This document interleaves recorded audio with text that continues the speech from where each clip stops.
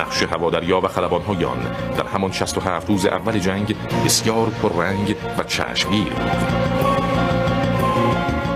از جمله عملیات حساس و مهمی که در این مدت انجام شد، عملیات شهید سفری بود.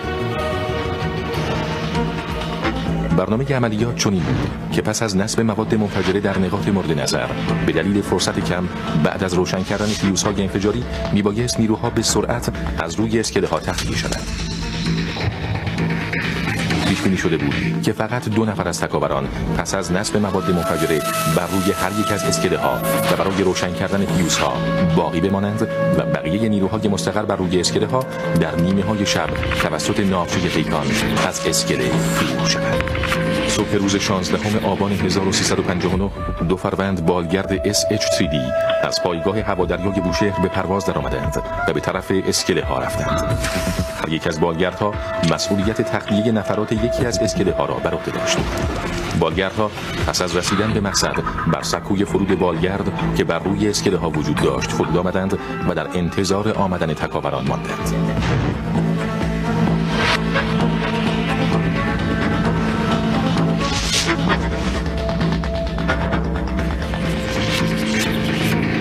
تکاوران که زنجیره آتش را برقرار کرده بودند به روشن کردن فیوزها پرداختند و با سرعت به طرف بالگردها دویدند و پس از سوار شدن تکاوران به بالگردها بلافاصله پرواز آغاز شد.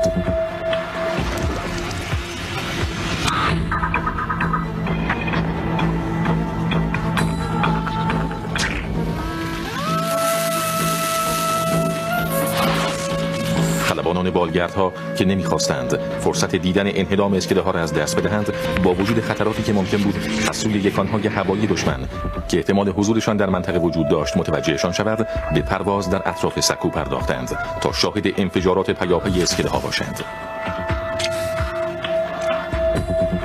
یک تیم تلویزیونی در بالگرد مهیای فیلمبرداری از صحنه بودند که به قدری موج انفجار قوی بود که بالگرد و فیلمبردار به داخل پرتاب شدند، ولی باز لحظاتی از اولین پیروزی رزمندگان ایران در مقابل دشمن وحشی ثبت شد.